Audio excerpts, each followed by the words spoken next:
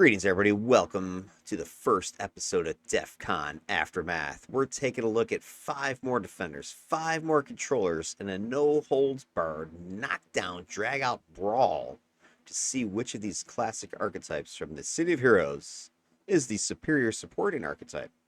Now, in the original version, the DEFCON 5 series, when I did the matchups of 5 different controllers and 5 different defenders with 5 different support sets, it came down to a sliver of superiority that differentiated these 2 archetypes.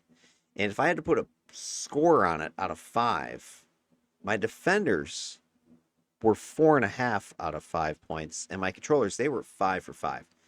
And the difference was, from all the stats I collected, from all 51 missions I compared between them, it came down to those tier 9 pets and the controller's primary. Those pets were contributing extra damage, they were acting as meat shields, so they were taking extra hits, and they were bringing extra controls and debuffs to the table that the defenders just didn't have the ability to match. So what I want to find out is this true for every single scenario, every single controller and defender out there? Because in DEFCON 5, it wasn't a clean sweep. No, it was extremely close. And there were 2 defenders who actually clearly beat their controller counterparts. And there was 2 controllers who clearly beat their defender counterparts. And then there was one that was a draw. But it was the cumulative, the sum of all that data that had the controllers edging out the defenders. So I think it was so close that you couldn't, put a pinpoint on exactly what it was and if it's true every single time. So thus, we're going to have a rematch. DEFCON, the Aftermath. And our first contestants in this rematch are going to be a couple of Cold Domination, controller, and defender. Now, Cold Domination, we're going to kind of go through this power set and talk about what it does and doesn't do. Cold Domination, I really like this set because I think it came out with City of Villains, and it was, to me, the first true hybrid set that was out there.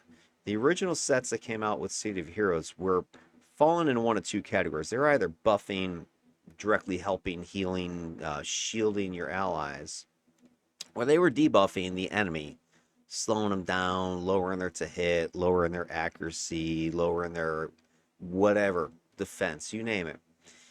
But when City of Villains came out, some new sets were added that came with the Corruptors at the time in the Masterminds. And Cold Domination, I believe, was one of those sets that came out right around that time frame. And I think what was fun or interesting or cool about it, no pun intended, is that it was sort of a 50-50 split. You had some buffing with shields and frostwork, and then you had some powerful debuffs in frigidate, benumb, sleet, heat loss. And so there's this really nice set that you could play either as a buffer, as a debuffer, or as a hybrid. And a lot of things I think that came out with City of Villains were this crossover hybridized form. A lot of the villain archetypes are very hybrid as well.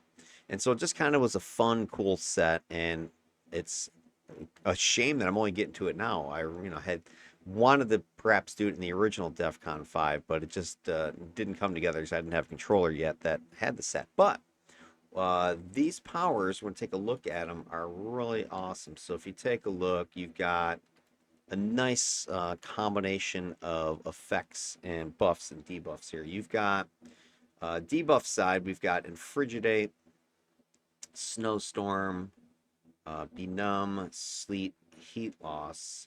And then on the buff side, you got Ice Shield, Glacial Shield, Frostwork, Arctic Fog. So we got a 5-4, basically a 50-50 split.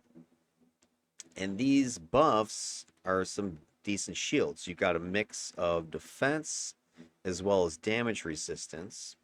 You got defense and damage resistance here, and Frostwork, max HP, and resistance to toxic damage there. And then Arctic Fog, team stealth, team defense. This also benefits you. It's got some resistance, etc., etc. And then on the debuff side, right, you gotta toggle AoE slow.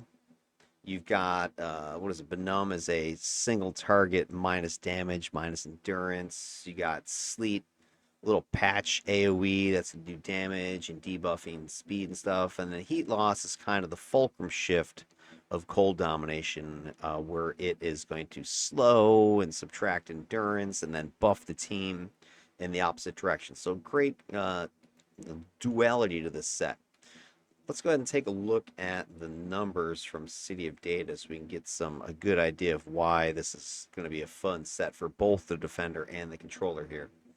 So the numbers here, primarily I'm going to show you are the defender side of things, which have slightly better numbers. So I'm going to kind of show that first. Here's Ice Shield.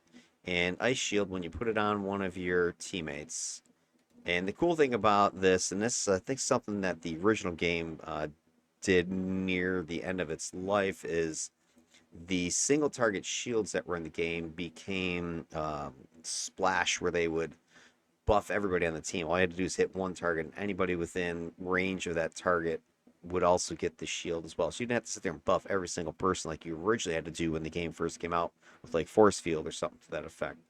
But anyway, when you hit somebody with it, right, you're going to get 12.5% resistance for cold damage. You're going to get 10% fire resistance. You got some lethal defense and smashing and melee defense. Decent numbers, 12.5, 10, 15, 15. When you look at the controller version, you'll see that those numbers are going to be less. Pop up Ice Shield over here. And here it is, 9375, 7.5, 11 1/4, 11 1/4. So you kind of pop back and forth between the two of them. You can see that, yeah, it's about a 3% difference, 2.5, 3%, somewhere in there between the two sets, depending on which stat you're looking at. So here's an example of where, hey, maybe the defenders are superior because when you get their shields, they're going to keep you safer than the controller shields. But some are going to argue, of course, that, hey, well, the controller doesn't need as much numbers like a defender does because they've got controls that are also going to be mitigating damage and causing the enemy not to be able to hit you in the first place, which is arguably true. But my original study really showed the main thing, again, had to do with the pets that the controllers had. But there you go. There is your Ice Shield, is your tier 1 that you can choose from. You also can pick Infrigitate, so if you aren't playing on a team a lot, if at all, maybe you're going to be more solo with your Cold Domination defender, controller, or corruptor, mastermind, whatever the case is, you can go with Infrigitate instead. Because there's no point in picking those shields if you're soloing, because you can't shield yourself. You can only shield your allies. So you got the Infrigitate. This is a nice little single target, very powerful debuff. You're going to take off about a third of the target's defense. Now that's kind of a little bit, niche ability here, but it does debuff the damage of a target, but only if it's fire damage. So if you're going against fire slinging foes, like maybe you're doing some fire farming, this could be a nice little thing, but it's only single target, so mostly against maybe an AV or a boss, you're fighting Infernal or something. I don't know. So this is very niche. It's pretty much not even really worth mentioning, to be honest. And then it's got, movement and recharge debuffing. So run speed, jump height, fly speed, jump speed, recharge. That's a huge chunk you're taking off of somebody's, movement and just their ability to get their powers back. So great little power. Nice for, targeting bosses and AVs, like I said. And I think that's one of the great things with Cold Domination. If you're looking for something that can really, target, zoom in on a AV or something like that, that's a great set for doing that. And just kind of show you the debuff numbers for the controllers again and how they're going to be different than the defenders. Here's the defender numbers again. The 31, 37.5, 87. Here they got 25, 30. The speed debuffs are still the same, so you're not losing out on that if that's what you were shooting for. But it's really that 25% defense debuff that's the big difference versus the defender. The fire damage strength really is irrelevant, like I said, and then you got the movement speed stuff is all the same anyway. So, controllers aren't trading off much there other than that one category. Snowstorm, here's another great power if you're going to solo or you're on a team, take your pick. Foe minus recharge, minus speed, minus fly. So you got the any between this and the Frigidate, you're really able to nuke at least a single person's ability to move, fly, jump, run, recharge. So, but this is also affecting everybody in the entire group that is you're hitting with it. And the area of effect on this is, what's the range? Range is 25 feet. So anything within 25 feet of the target, your anchor, is going to have this snowstorm effect on it. So slowing their flight, not able to fly, not able to jump, run, etc. Another big recharge debuff, 62.5. Between this and the Frigidate, you've already minus 100% or whatever it is of their recharge. So it's great at just hammering a single target with those two powers right there. It's a great pull power as well because you can throw it on a pack and watch them slowly crawl towards you. And if you have some sort of range stuff that you can just drop on people from a distance, it's great because they just can't even get to you. Now they're going to give you an alpha strike, of course, but that might be the only thing they're able to do if you have enough damage just dropping down on them. Your next power is Glacial Shield. This is your complement to the Ice Shield there. This gives you some more resistance. It also gives you defense to negative damage, energy damage, as well as your ranged area and energy. Negative energy is different than energy, which kind of, well, hopefully it's obvious, but kind of gets confusing. Negative energy. Let's call it negative and call it energy or something. I don't know. Anyway, so those two shields together are a great complement, and if you give your shield powers some buffing, you can easily get these numbers to like plus 25%. So you're going to be able to add 25% defense to all the key positional defenses and several of the type defenses to everybody on your team, including your pets. This is where I think controllers could get an edge just because they can buff their pets pretty strong and keep them kicking, keep them alive. Where defenders don't typically have pets unless you take them with your patron choices and your epics and that sort of thing, or your lore pets. But huge numbers you can get here, 25%. Plus you get the 25% from the other shield, which is exclusive because they're buffing different things. But you've given it to everybody in your squad. It's huge. Then you've got Frostwork. I think this power is typically you can skip it. Like, definitely if you're soloing, you're not taking this power. You're not taking either of the other shields. But if you're on a team, even on a team, this is skippable because it's not a heal. What it's doing is it's adding maximum hit points to a target, which is sort of a heal, but it puts up their max HP to 500. And then, it's always kind of weird to describe how max hit points work because it's kind of like extra HP that doesn't stay, so it stays for 120 seconds. But they can't like heal these back from what I gather. I don't. That's my question. I don't know. Maybe I'm wrong about that. If you have 120-second duration, if somebody knows the answer to this question, let me know. Let's say a target's got 1,000 hit points, and you throw Frostwork and add 535 to that. Takes them to 1535. Does their regen ability, if they then start taking damage, so if they start taking damage, and let's say they take 500 damage, if this is all lost for damage, is the target able to regen that and get that back up to the 1535 as long as it's within the 120 seconds? Or is this, once it's gone, it's gone? I suspect that the regen works. I would assume, right? And I think that may be the difference between max HP boosting and an absorb. Because an absorb shield is just temporary hit points. If you had 535 absorb, once you hit that, destroyed that, it's gone. You can't get it back. You can't regenerate absorb. But I think regeneration does work on max HP. I believe that's the big difference between this and, let's say, an absorb shield. It does last a decent chunk of time, though. So, take it or leave it, but it is only a single target.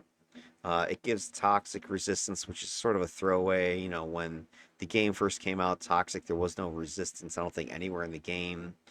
I forget the exact reasoning behind it or whatever, but ultimately toxic resistance was added to the game. and so they had to kind of smash it in wherever they could in a bunch of different powers after the fact. So that's why it's kind of a weird location for it. But anyway, toxic. Then our next power we can take a look at is Arctic Fog. This one is your another toggle. It's around you, so it's a PBAOE. It's going to give stealth, defense, and some more damage resistance. And the other cool thing is it gives you slow resistance. So where your powers are causing slow and minus recharge, this actually keeps you protected from those types of debuffs against yourself. But we've got more damage resistance, fire, cold, and energy. So that's going to stack with your shields on your allies. It's given 5% defense to everybody, which is going to stack with the shields you put on your allies. So at this point, you're probably able to get, like I said, about 25% from your shields, and then you're getting at least another 5. You can probably kick this up closer to 10, 7.5, whatever, let's say. So across the board, you should be able to give 32.5% defense as a defender to all your teammates. If you then throw maneuvers in here from the leadership pool, I think that's about another 10%, 7.5, or whatever you can get out of that with some slotting. So let's say 40%. So as a, cold domination defender, dipping into the leadership pool, you can supply a good, huge chunk of defense to your entire team. It's just not all going to be for you. Your shields don't help you. Only maneuvers and your Arctic Fog would help you. But the other cool thing it does is it gives group stealth. So the whole team can be stealthy and sneak around, which is always nice. It also provides, like I mentioned, debuff resistance. So if somebody's trying to slow you or cause your recharge to be messed up, this gives you a 60% resistance to that. So it's a great little power. Got to take it whether you're on a team or you're soloing. It's going to be awesome for you. And you can also see how this would all benefit controllers with their pets, because they're going to get similar numbers to you. And now their pets are stealthy. Their pets are buffed with hit points from Frostwork, damage resistance, defense. So that's going to create a little tank out of whatever pet they're running with. Then you've got your big three as far as I'm concerned, as far as debuffs go, because this stuff over here is fairly, you know, common. But these guys down here are much more unique to this particular set. And they team up nicely with Infrigidates. So if you're playing a solo-y debuffing cold domination defender or whatever, you're not taking Ice Shield, you're not taking Glacial Shield, you're not taking Frostwork. So that saves you 3 powers. You're taking Infrigidate, you're taking Snowstorm, Arctic Fog. Arguably you don't have to take that if you just care about debuffing, but you might as well take it because it can allow you to sneak around, give you some defense. But then Benumb, Sleet, and Heat Loss are the big ones you're going to stack with all the other crap you're going to throw at them. So Benumb, what's this one? Minus damage, minus endurance, minus regen, minus special. Special is all those control type powers that people have. So it messes up those. So if you have an enemy caster or someone that has, debuffs, somebody has heals and they got controls, you hit them with this thing, it'll jack them up. Problem again, it's a single target power, so it's really best used for tough enemies, like bosses, elite bosses, and your AVs, your heroes. But here's what it's going to do. You're going to debuff the endurance. Not a huge amount of endurance you're taking away from them, but you could, slot that if you wanted to. I don't necessarily know I recommend that, but you could, especially if you stack it with heat loss. But this is the big thing right here. If you're talking about AVs and stuff, big regen debuff, 500%. It also has a huge damage debuff of 62.5%. This might be, I'd have to look at Poison's number, but this might be the best minus damage power in the game. I forget what damage, there is a power in Poison that has a good minus damage. I think it's the venomous gas aura, which for sure wouldn't be as strong as this, but 62.5, that's huge. And then you've got, these are the special things you're messing up: healing, running speed, their controls, etc. It also is messing up, I think it jacks up their defense as well, 74.5%. defense debuff. That's just freaking monstrous if that's what that is. I think that goes along with the specials. I believe, yeah. Unless that's yeah, defense buff. So it does mess up their defense because defense is considered part of the special category.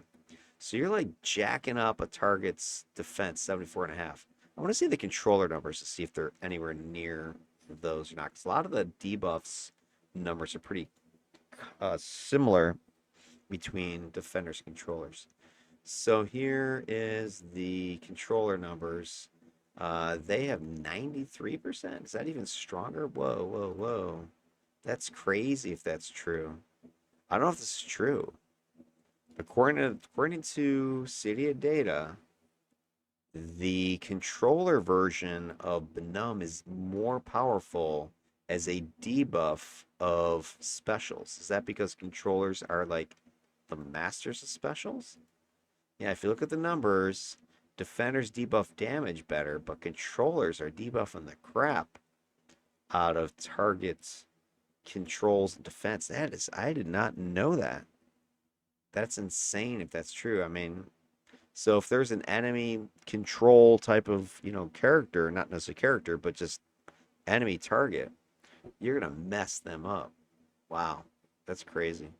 All right, interesting. So that's the controller version. Then we've got Sleet. Sleet's a great power because it's both an offensive attacking power and a great debuff. So it's a patch.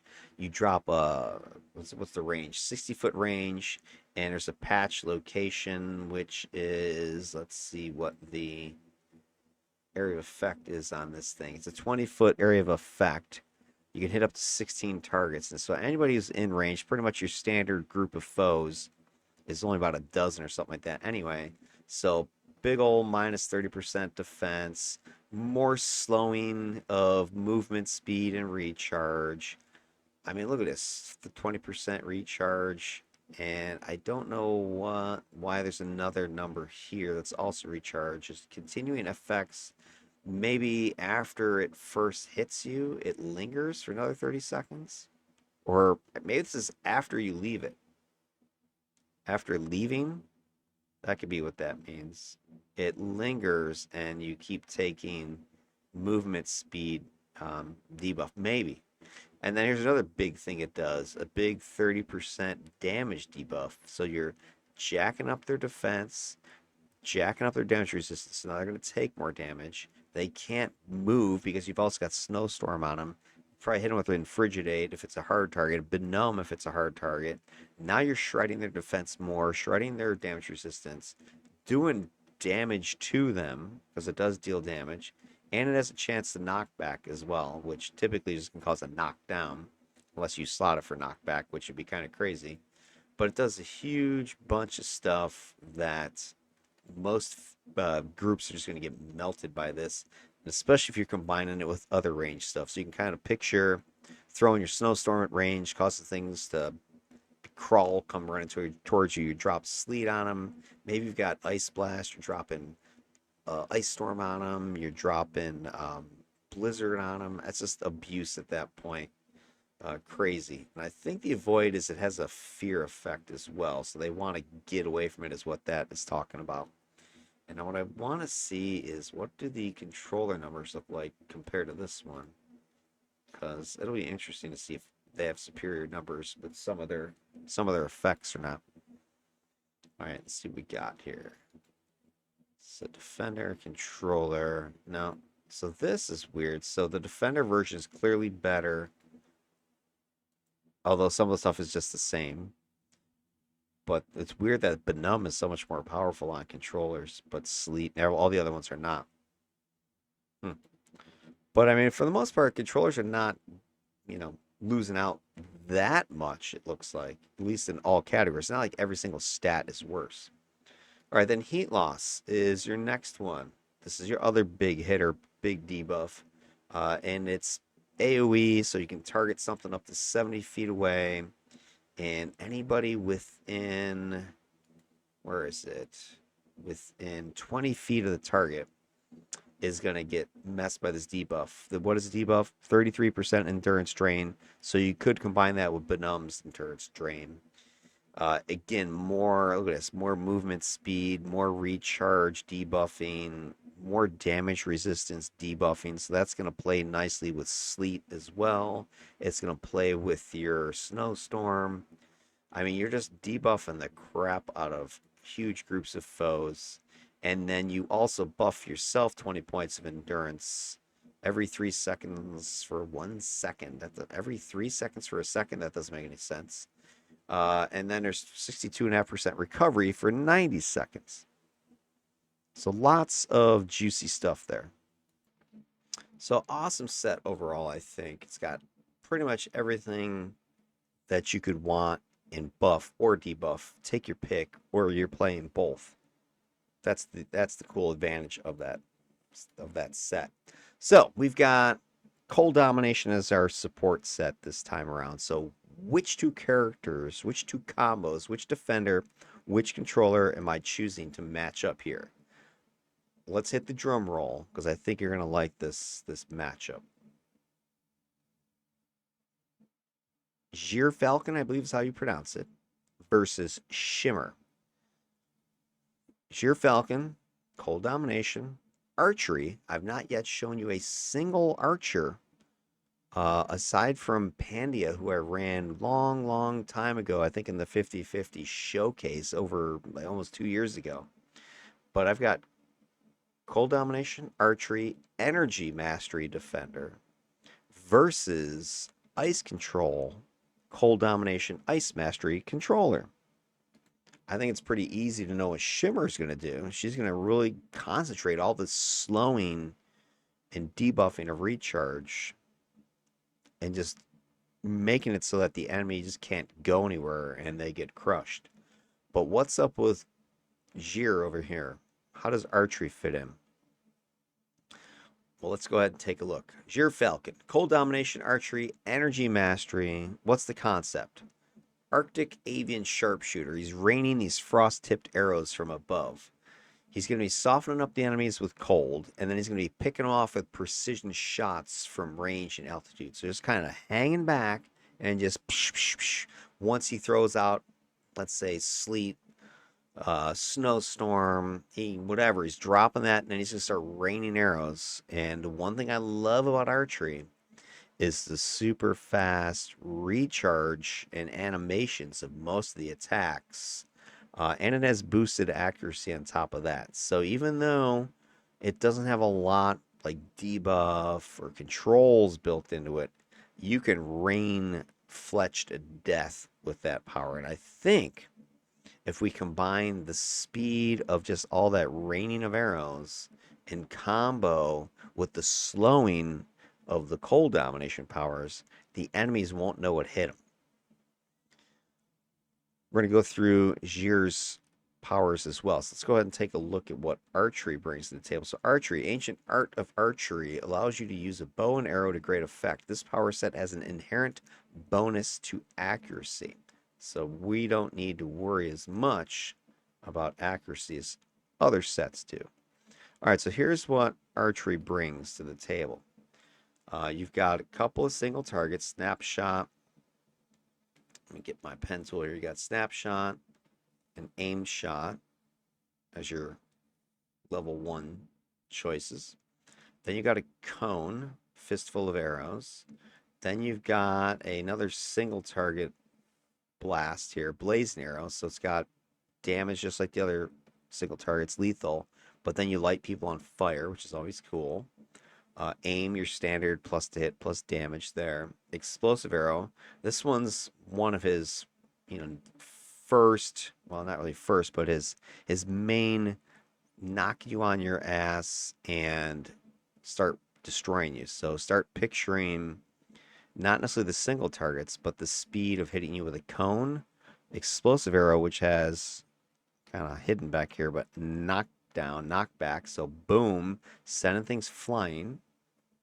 Range shot is another single target blast. So you've got 4 single targets, snap, aimed, blazing, range, like your sniper shot. Then you've got your one control, not really, well, arguably explosive arrows control as knockback, but stunning shot has a stun to it. Single target though, low damage, as I recall. And then rain of arrows. Here's your other one. So these are kind of the big three that are going to be the AoEs. Rain of arrows, location AoE. It's really fast and just kind of a devastating rain of arrows. And this has really short recharge on it compared to other tier 9 nukes. So I think between these 1, 2, 3 powers, if we have them on fast recharge, which they normally are, and we have higher levels of accuracy, we should be able to hit a lot and just punish targets with all the arrows that are just lather, rinse, repeat as they are stuck in the cold debuffs. Because remember, the cold debuffs are doing a lot of minus speed, so your targets can't move. But there's also a good chunk of minus defense in there and some minus resistance in there. Plus, you're getting some damage ticks from stuff like sleep. So I think if we can secure the targets with the debuffery, you don't really need controls because this should be strong enough to essentially lock down targets so that they get one attack off before they just start getting murdered, because they're going to have a ton of minus speed, minus recharge on them. They might be falling over because they're in a sleet. Their defense and resistance have been shredded. And you are now just pumping them with fistful of arrows, explosive arrow, rain of arrows. And if you can do this from elevated position, like from hover, that should give you some range and keep you out of that melee problem. So I think this combination could be a surprise. Could be the surprise hit of the season at the award show. That is what I think. Now, what about Shimr? She's more obvious what's going on. Ice control, cold domination, ice mastery. Idea here, she's a cryokineticist who's able to slow time and matter through mental focus. Essentially just slowing things down by just taking the energy out of them and causing them to ice over. She's going to blanket the battlefield in slow motion effects, punishing anybody who's trying to move or act too quickly. Now, ice control. You can draw moisture from the air to create icy formations. With these abilities, you can control ice with remarkable precision to dominate your foes. Let's take a look at some of these powers and what they do. And we'll have to go over to mids as well to get some of the numbers on these. But Chillblain, single target immobilize, minus recharge and speed. Block of ice, single target hold, minus recharge and speed. Frostbite, this is your ranged AoE immobilize, minus recharge and speed. Arctic air, here's another toggle to go with your snowstorm, to go with your, what is that? Arctic fog power. So the one thing she may have toggle issues if she's running too many endurance problems, but Arctic air is another one. PBAOE, confuse, minus stealth, minus recharge, minus speed. So it slows people down that are in it. Although this part, I gotta double check. I don't remember it being able to do this, but it's not the greatest control power, so don't be confused by this. Like, oh wow, it's gonna be great control. It's not that great. I see it more as a damage mitigator because the confusions are short and gone too quickly. But between the slowing, the speeding, recharge reduction, the little confused ticks, it lowers incoming damage. So it's kind of like having a shield, like an armor shield on yourself. You're preventing yourself from getting hit like you normally would. So if you combine that with something like the snowstorm and your other debuffs like sleet and whatever, and then you're hitting them with these debuffs, similar to what I said with Gyr Falcon, but even more so, is you're only going to get attacked. You're only going to get one attack against you. Right? Because once you start laying into them all these debuffs, the enemy can't do anything. The recharge is shot, and they can't move. Even if they're not hard controlled, they're going to have minus speed up the yin yang. Cold snap. This is the old, what was it, frostbite, I think it was. Big old cone. Slow it used to do. Now it's same idea, slow and recharge, but also has a fear effect, which is great. This ice control, if you haven't played it in a while, it's really strong now, I think. I mean, you got your standard stuff here. Arctic Air used to kind of be like the shit, but it's not that great, like I said. But Cold Snap is huge now. It's a nice cone fear. Ice Slick is great, like it always has been. This was always the signature power that people who played Ice Control wanted. So still does that that patched knockdown and this minus speed. But the other thing it has now is a damage effect. So as they're slipping and falling, they're taking damage. So I think you can put damage procs in this power now. Flash freeze. This has gotten the same treatment as most of these or the sleeps in the game, not just with the new patch where you got the deep sleeps, but they're auto hit. So this is an auto hit power. It does do damage, which was always the problem. You hit damage, it would cause a reflexive attack back at you. But now between this and the deep sleep stuff and the auto hit sleep, I don't know that this is as big of a deal anymore.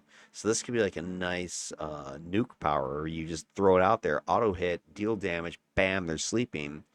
And you can trigger the deep sleep on people because damage doesn't wake people up if they're or something like that. Damage doesn't wake up somebody. It's like the way it works now is you can stack sleep. So normally if you slept somebody and then hit them, they're waking up right away. But they only wake up if they already were asleep or something like that. So what that means is, let's say there's a boss and you throw a sleep on them that does damage. They're half asleep at that point. You can then hit them again, which would damage them again and apply sleep again. But the damage doesn't break the initial sleep, so it allows you to sleep stack. If a target is sleeping already and you hit them with damage, yeah, they will wake up. But it's a nice little plus. And I think also now that debuff effects also don't wake people up if they're not sleeping yet. I forget. So they've buffed sleep again. And then Glacier's a great PB AoE hold. It just means you have to get into melee to do it. But you're probably going to want to get into melee if you're using Arctic Air.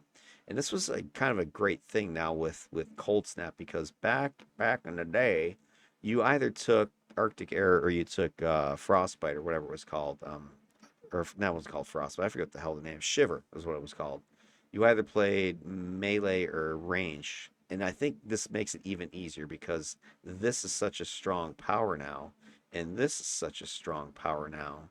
You've got two ranged options where you don't need to go into melee if you don't want to. You could skip this. But if you are going to go to melee for Arctic Air, you might as well take Glacier because you're there, and then you drop Ice Slick and you're just standing on it. So between Arctic Air, Ice Slick, and Glacier, you've got plenty of melee-based control. And I think also Glacier got the recharge buff, or whatever the heck, I forget the adaptive recharge, whatever it's called now with the issue 28 that just came out. Essentially, the way I understand is that the fewer targets you hit, the faster your power will recharge. So let's say you go in with Glacier and you only hit 2 targets with it. Well, it's going to recharge quickly. It'll be up and ready to go again within 30 seconds, let's say. Whereas before, it's had a 240-second, I think it was, recharge, no matter how many targets you hit or missed with it. Now, this actually gets decreased if you hit lesser numbers of targets. And then, of course, you got Jack Frost, your pet.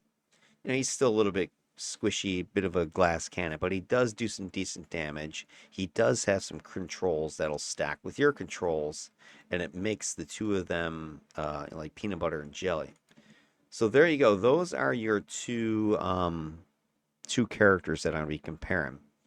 And so what I then did is I took both of these concepts and I fed it over to Kathy, ChatGPT, and I asked for an evaluation to see what she thought about it, and which one she would predict would win this contest. So I want to kind of show you guys that, and at the same time use the City of Data again to kind of zoom in on some of these powers to kind of see what she's talking about, because that's what I did. I gave her the full powers and said, hey, what do you think? So here's where we're at. Kathy's talking about Cold Domination, which we've already reviewed. And so she puts forward this, that Cold Domination has this emphasis on defense, resistance, hit points, recovery, and debuffing. So you got buff and debuff. It's a 50-50 split, right? And then the controls and suppresses while simultaneously toughening the team. So it's got a mixed bag. You're going to be controlling enemies, you're going to be suppressing their firepower, and you're making your team stronger. And then she says a cold domination, which is no surprise, is strong with teams or prolonged engagements. Yeah, so if it goes longer and longer, all of those debuffs are going to start to build up. And it also scales with layered debuffs and or control uptimes. This is also true. You can layer these debuffs and get it stronger and stronger. So here's what she then did with Shimr and Gyr Falcon's build. With Gyr Falcon, this is the Cold Domination in tandem with Archery and Energy Mastery. She says high accuracy, mixed single target and cone attacks, AoE attacks. Minor control with the knockdown and single target stun. This is true, not a lot. Best used from a hovering position, leveraging Cold's debuffs for precision striking. This is exactly how I want to play this guy. Hover and use Cold debuffs and then strike whatever's underneath her that can't, or underneath him and can't move. And then she thinks that Energy Mastery's power buildup, which is similar to, build up. If you combine that, because it's going to give you plus to hit, plus damage. It also says, I think, plus special. Combine it with total focus, plus your ranged combo is going to allow you to delete elite targets. So you should be able to zoom in and focus in with aim plus build up, power build up, and then strike your boss or whatever it is and slam them. And then the mastery buffs, there's also a couple in there that does preserve energy, and there's your shield. I think it's conserve power. It makes you more resilient and efficient with your energy. So let's go ahead and take a look at those sets in detail here on City Data to see what she's talking about specifically. So here's the archery set. Aim shot. And archery overall is pretty vanilla, right? It doesn't do a lot aside from it has the bonus to the accuracy. So your base accuracies are higher. Was that 15.5% higher? But the recharge on these shots, 4-second recharge. The cast time's a second, animation time's a second, right? So it's a real quick firing power. Higher accuracy, you're going to do damage. You're going to hit. So ping, you plink away. Same thing with snapshot. 80-foot range. Another fast acting power. Animation time looks like it's even... 1 second recharge is 2 seconds. This power is even faster than aim shot. That's weird. I guess that one's your plinker. Recharge is 4 seconds. So snapshot is sort of your real quick plinker shot. 2 second recharges, 4 second recharges. So you're gonna be just firing away with these things. More accurate than normal. Then you've got your cone attack. Heightened accuracy again. The range is only 40 feet, so that's a little bit of a liability. Your cast time is a little bit over a second. Your animation time is a little bit more than a second. Your recharge is 8 seconds. But, with standard slotting, this could easily going to be 4 seconds or less for sure. And a 30-degree arc on your cones. That's pretty wide, right? So when you have a cone attack, right, you've got the degrees of this angle. That's what it's talking about. So this is a 30-degree angle. I forget what the widest cone is that's out there. It might be 45 or something like that. So it's not bad. You have to pay attention to that, especially if you're closer to a target. So if the target you're trying to hit is, back here, it's no big deal. But it's only going to go out to 40 feet, so you got to watch out for that. But if somebody's close to you and they're kind of off to your right or your left a little bit, you can miss them. So you got to watch out if you're getting into tight quarters. So it's better to kind of hang back and just hover over and just rain those freaking cone of arrows onto people over and over again. And the endurance cost of these powers is pretty cheap as well, if I remember. Yeah, the endurance, 8.5 on this one. Snapshot was 3.5, so we're looking at 12 right there. Aim shot is 5.5, so like 12.5 endurance for those three, bread and butter attacks. You just keep pumping away. Then blazing arrow. This is your kind of first big hitter attack. It has a mix of lethal and fire damage. So you got the lethal, but then you also have a chance, 100% chance of hitting somebody and lighting them on fire. 4.5 points of fire every second for 4.25 seconds. So they're going to hit the initial burn, and then every second after that, they're going to burn some more. Accuracy again is heightened. The range is nice, 80%. Recharge is 10 seconds. That's going to be down to like 5 seconds easily. So, I mean, look at these first 4 powers. You're firing all of them within 5-6 seconds. As soon as they're, you're done animating the first one, the next one's launching. Endurance is a little bit hefty, 10, but you'll get that down to easily half of that, like 5, if you slot smartly. So right now I'm just pumping away with these arrows. I got 4 attacks. These are like your bread and butter, over and over hitting people with these things. Okay, then you got your aim, standard, plus to hit, plus damage, 100% there. Okay, 50-50. Explosive arrow. Here's your first big AoE explosion. So targeted AoE, more lethal fire mix, and you got some control here, a little knockback. You can slot that for knockdown if you want, or just send them flying. I forget how I have it in my character, though. How Gyr has it slotted. But again, you're going to do fire, lethal, 50-50 mix, a 4.1 mag knockback. That should be enough to knock a boss back. It's a 50-50 chance on that. It's not guaranteed, but it's flip a coin every time you hit somebody. Another heightened accuracy, 115, 80-foot range again. The cast times are a second, animation times are a second, recharge is 16. That'll be down to like 8 seconds, if not more, with some recharge slotting. The AoE is a 15-foot circle around the target when you hit it. They can also light things on fire that, let's say there's an oil slick, which is a great, combo if you're combining it with trick arrow. Range shot, this is your sniper shot. I mean, you could skip one of these single target attacks, aimed, snap, blazing, or ranged. You can even skip 2 of them, I suppose you have enough recharge. The range shot, this is your, single target snipe attack. The range on this one's pretty good, 150 feet, so it's good for like pulling targets. 115 accuracy on that one. Recharge is 12 seconds. Endurance is pretty hard, pretty heavy, 14 and some change. Especially for that, what it's doing, but you can get slotting and bring that down. Stunning shot, here's your other control power. Now, if you're not really worried about control, which for this guy's Gyr Falcon, I don't think he's going to worry about trying to control targets, holding and whatever. He's going to debuff the patch, the field underneath him, and just start pumping AoE sets of arrows into his enemies. So I don't think stunning shot's useful for his build, but you've got it if you're trying to stack it with, let's say, some other, buff set that you're working with out there, debuff set that you got out there, and maybe has some stunning ability in it already. But I'm not going to, combine it with this guy. I don't think it really helps too much. It might work with total focus. I think total focus from his energy mastery does have a stun, so that could allow stun stacking. But I don't think I, focus on that at all. But you do have a chance for a mag 3 stun. So that's minions, lieutenants, bosses require a 4 to stun them.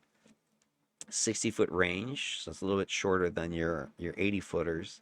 High accuracy again, though.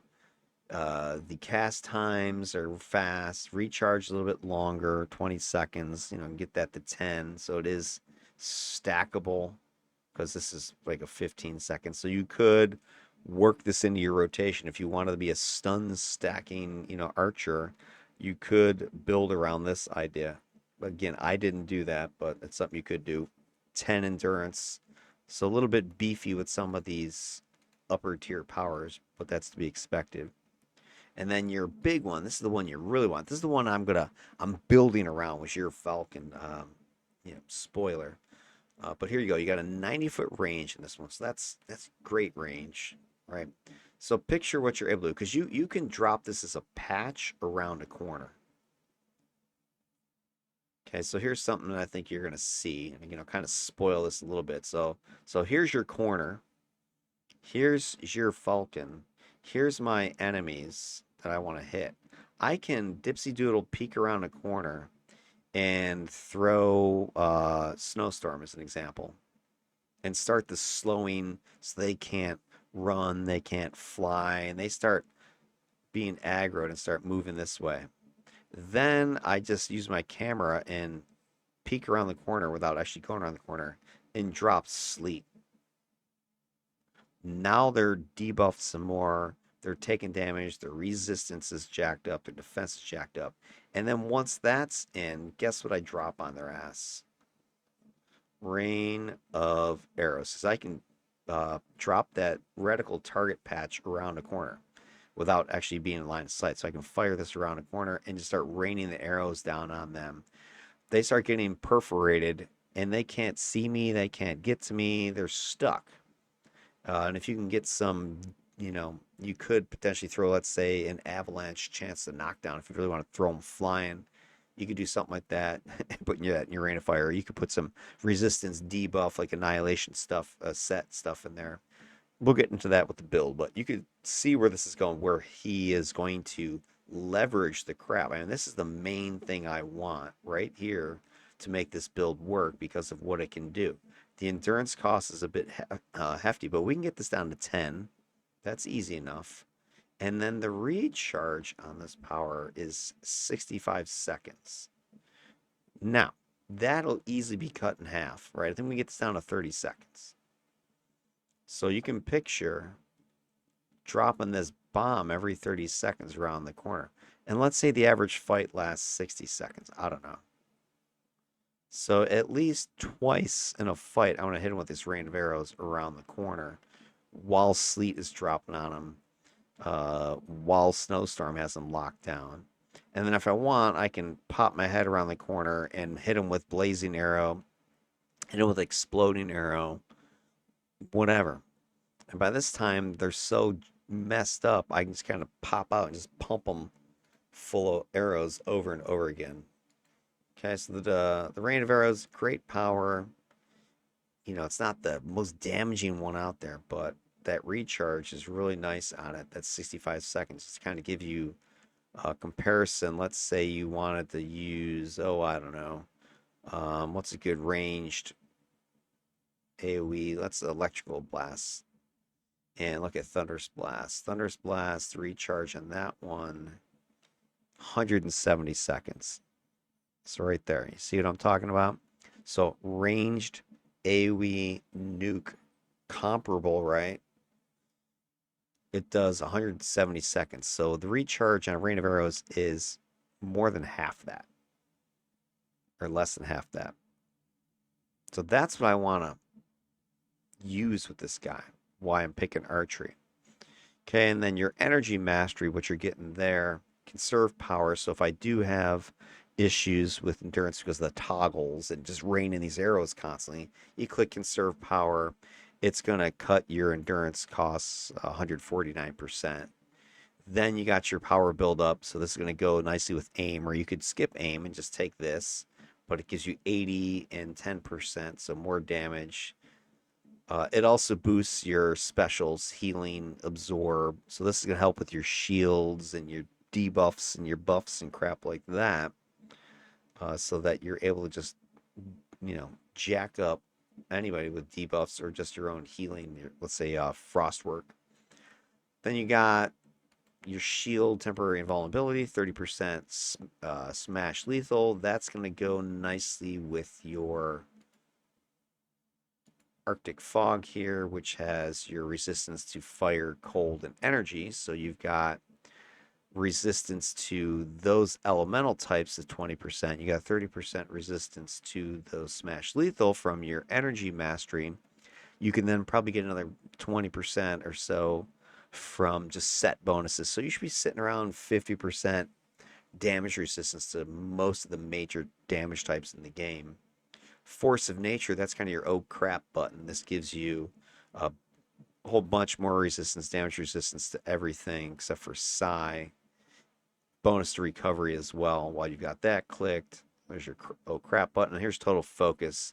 Yeah, it does have a stun, but it is melee. So if you did want a stun stack, you could take this and combine it with your stunning shot there. And the two of those together, you could build around that as an idea. I didn't do it with this guy, but it's something I could see doing if you wanted to. So there you go. That is what Kathy's talking about here with Gyr Falcon. And then Shimr, let's take a little closer look at Ice Control and Ice Mastery. Here's what she's talking about here. She says those power sets bring AoE heavy soft control, single target immobilize and hold, give you strong minus speed minus recharge. This is true. There's AoEs, you got the fear, the sleeping, the confusing, the knockback. It's overlapping with Cold's control. Jack Frost has his attacks minus speed minus recharge. He's bringing DPS to the table. Your mastery has DPS bump because there's a couple damaging AoEs in there, and there's a single target blast in there. And you're gonna get Ice Storm out of that set. You're gonna get Ice Control combining, giving that with Sleet, with your what you call it.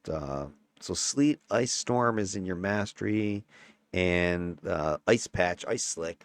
You got a whole field saturated with the cold base slow and recharge. I mean, nobody's going anywhere with Shimr. It's going to be freaking disgusting. I'm not going to lie. I mean, she's a tough contender here, and Gyr Falcon's going to have his work cut out for him.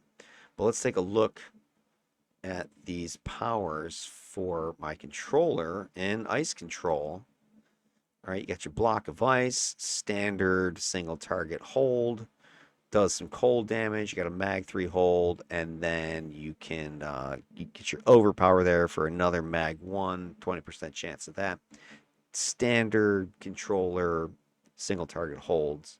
But the other thing, it does have the movement debuff, which is nice. You know, the jump height, the recharge debuffing, the run speed. So picture what she's gonna be able to do, because she's not only like hitting you with like Infrigidate, right, or whatever, her cold debuffs, she can also then hit you with her single target controls. They're also jacking up your recharge and your movement speed. I mean, any single target that she focuses on is doomed. They can't move. I don't care what it is. Chillblain, same thing. Cold damage, immobilization, slows, minus fly. So flyer's going to be dropping. More minus recharge, more movement speed. It does give knockback resistance, so just be aware of that. That if something's on your ice slick or whatever, and you're relying upon the knockdown, and you hit them with Chillblain, it's not going to fall down anymore. Frostbite, got your AoE, cold immobilize, some more damage, more mobilization. Guess what? More minus speed, more minus fly, more minus recharge. It also has the knockback resistance. So here is the one problem you have if you're going to kind of play this ranged game, because one of your mitigating abilities with all these powers, you know, your are the patches and things. So people is the KB, the knockdown, that my Gyr Falcon defender doesn't have to worry about. But with Shimr, her immobilizes cancel her own knockbacks. So that could be good if you don't want things flopping and popping all over the place, but it could be bad because now they're on their feet and able to shoot back if the recharge allows for it. So it's kind of a double-edged sword, but it's huge. 30-foot radius, AoE, 80-foot range. You know, endurance is huge, so it's 15. Arctic air, this is your PB AoE aura I was talking about already. So yeah, I want to confirm these numbers. Cause yeah, here it is. So it does have minus speed, minus recharge. If something's stealth, that messes with their stealth. So let's say, not necessarily night. Well, night widows do have, I think, a stealth. They also have the minus perception. But anyway, then you've got the confusion chances. You know, it's mag 3, so it's not going to get a boss unless you get the overpower triggered as well. But it's real short, it's like 3 seconds, right? And that's an even level enemy. If they're higher level than you, we're talking maybe a second. It'll pulse. You can slot it, of course, for confused and make that longer, but I don't find that it's very powerful as a control. So usually what I do is I'll proc it out for damage, or just proc it out for the slow stuff, because I'm not worried about it being a control power. I want it to be a damage mitigator. So I don't mind these little pops of confusion, even if it's a second. That's a second that I'm not getting hit. And meanwhile, my debuffing is taking hold of those guys while they're next to me. And the radius of this thing's pretty big, 25-foot radius. So you got to watch out for that, because if you can get too close, you'll trigger aggro. So I want to, let's kind of compare that to Arctic fog because I want to see if they're overlapping or not. Arctic fog's radius, what is that? 40 foot. Okay, so your fog radius is wider than ice controls Arctic air. All right, cold snap. Here is that cone fear slow minus recharge. 60-foot range. That's huge. I mean, you gotta watch out for this thing because you'll hit guys that you weren't intending. Because you're like, oh, I'm gonna blow at these people right in front of me, and also you hit the group behind them. So watch out for that. 40-second recharge. That's pretty chunky, but you get that down to 20 seconds. And then the duration on the fear effect is at 18 seconds. So I mean, you can just about make this fear perma because you're gonna, let's say you slot the fear and you get this up to 30 seconds or something. And then meanwhile, you got this thing slotted so that it's down to like a 20-second recharge. I mean, that's a perma fear you can apply on people on top of the slowing. And the slowing is 18 seconds. So yeah, I mean, you can have a perma minus speed, minus recharge, fear. I mean, you can control just with that power. I mean, legit. And you can slot it for fear. You can slot it for slows. You can even slot it for your ATO stuff, which is cool because you can get the extra damage stuff out of there. There's damage procs you can put in here. One thing I love with ice control now, it's so procky. There's so many things you can put damage procs in. It's sick. Ice slick. This power is great. You can drop this around a corner, just like I was talking about with Gyr Falcon. Same idea here. Shimr could be here. Targets are over here. Right? You could throw the snowstorm, like I already said, throw a snowstorm on them, drop ice slick on them, drop sleet around the corner, and you'll see from the ice mastery, she's also got what is it, ice storm. So she can just like pop and drop stuff around the corner. They're just getting destroyed around here, and then Jack Frost takes off and goes in there and goes to town on them. You know, lore pets go in there. It's over. And it's not bad. 90-second recharge, right? So you're going to get that down 45 seconds, you know, roughly cut it in half. Endurance will be down to 5, so you have it up. Quick activating power, easy. Flash freeze is great, you know.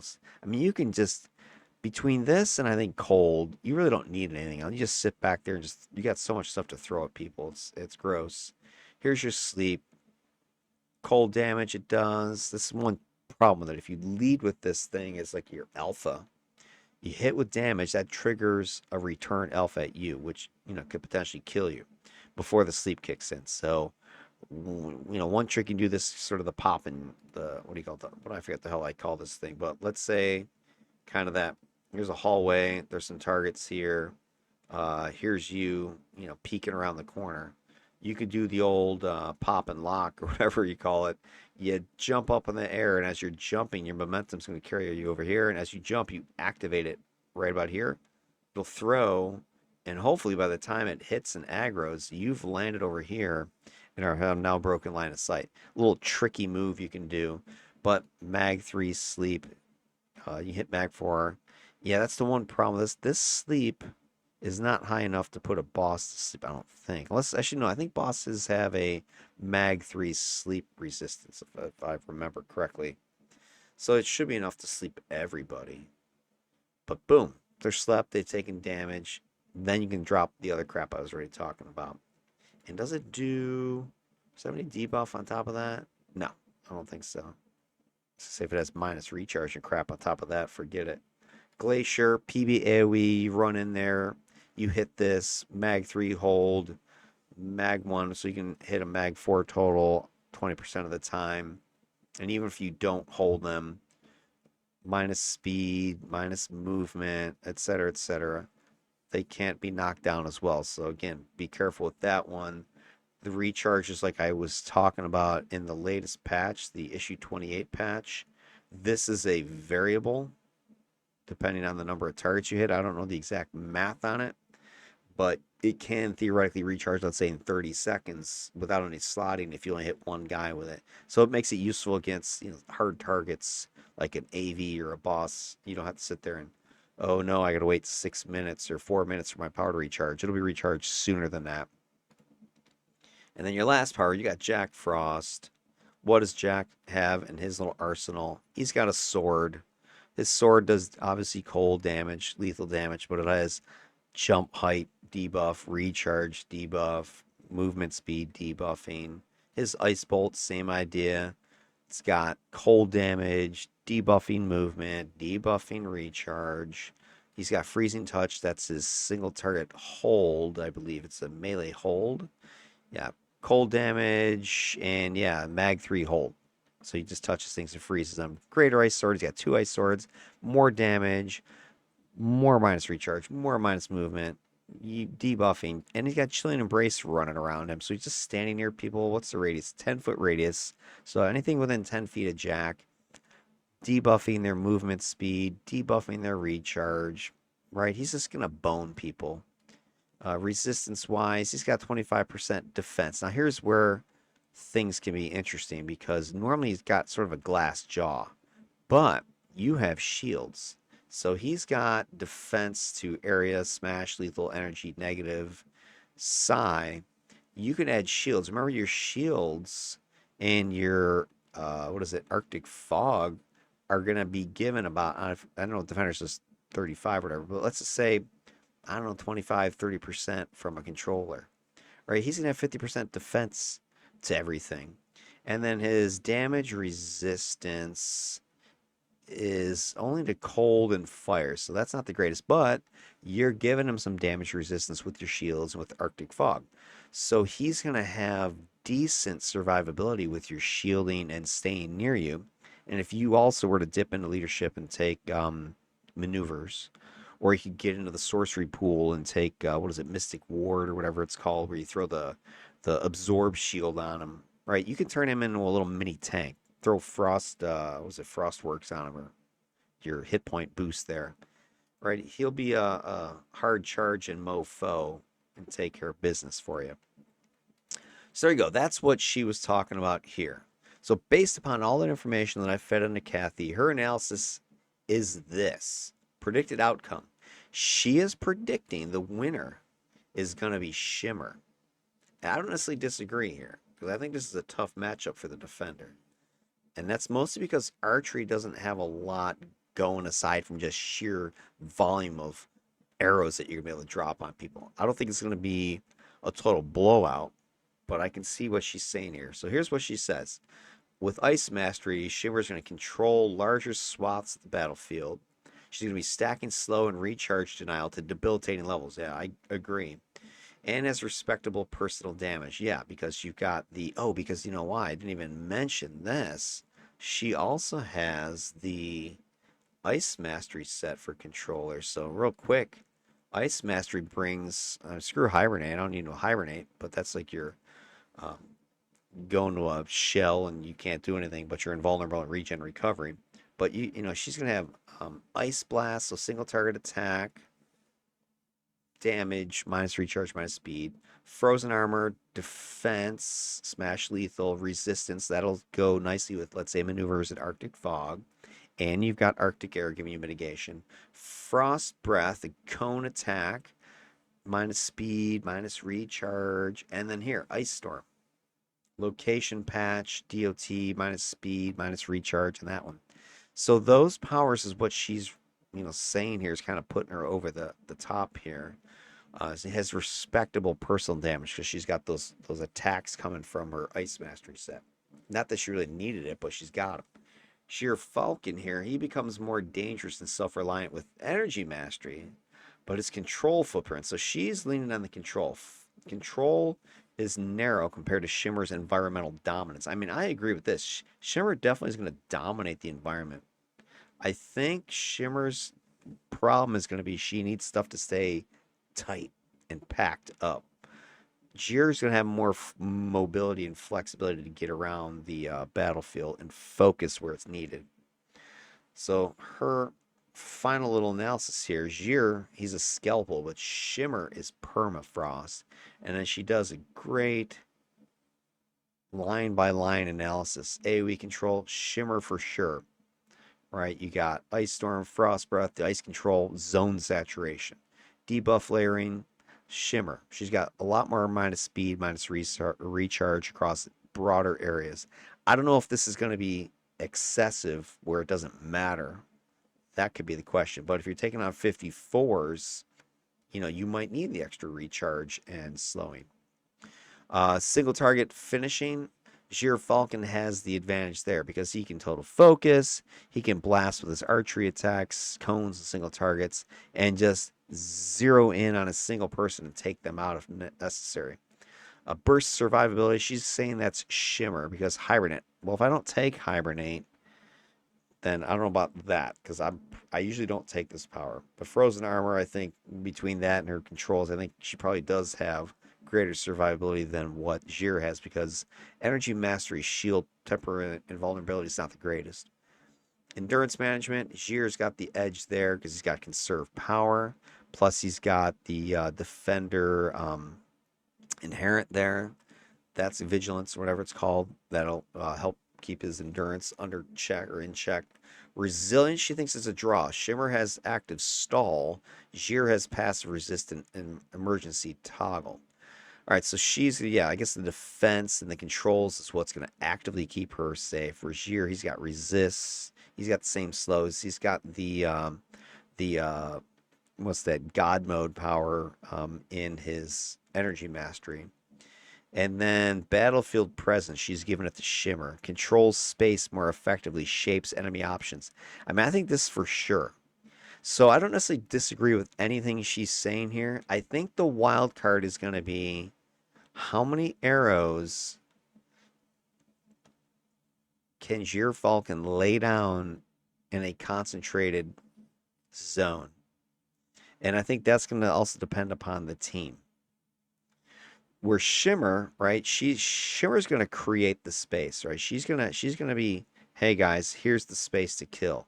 So as long as the team knows that and follows that, not gonna be a problem. If the team runs off and does crazy shit, well, it doesn't matter where Shimr concentrates stuff if the team's not bringing things there or keeping things there. Same idea over here. If the team can concentrate something, then the raining arrows can just shred whatever the hell's in there. The advantage I think that Gyr has is he can move with the team more effectively.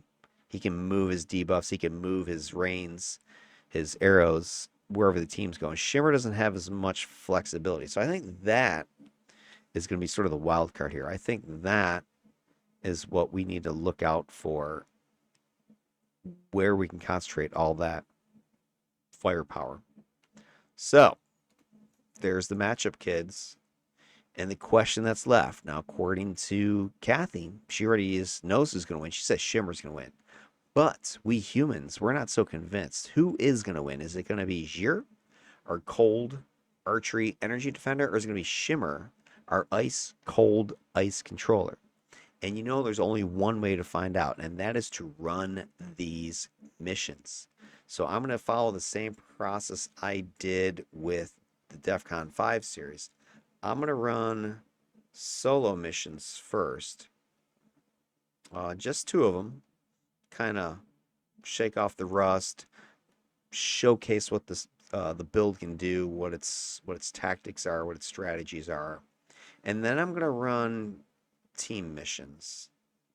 And I'm going to run 5 of those with a light team, so 5 total people.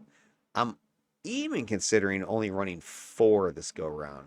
The only thing I might not want to do that is because it'll kind of make it harder to compare to my old data if I'm only running 4. But I kind of want to push the envelope here, like make it more dangerous and see who rises to the challenge there. So I don't know. I got to think about it. But I run 5 missions, some standard, tips, radios, etc. End with a mayhem, end with a safeguard mission, something that's more challenging, and record the stats, and then report. Figure out who did what, offensively, defensively, who's the winner.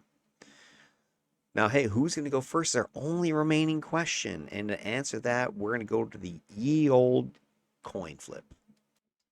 All right, here we go. So, We got heads or tails. And so what we're going to do is if it comes up heads, it'll be the defender goes first. If it comes up tails, it'll be the controller goes first. So let's do this. 1, 2, 3. Flippity D. Tails, the controller is going first. Shimr wants to show what she can do and set the bar so high that Gyr Falcon, even he with his wings, can't get over it. Well, there you go, gang. That is going to be our first matchup. Cold Domination, Gyr Falcon, the defender. Shimr, the controller. Shimr's going first.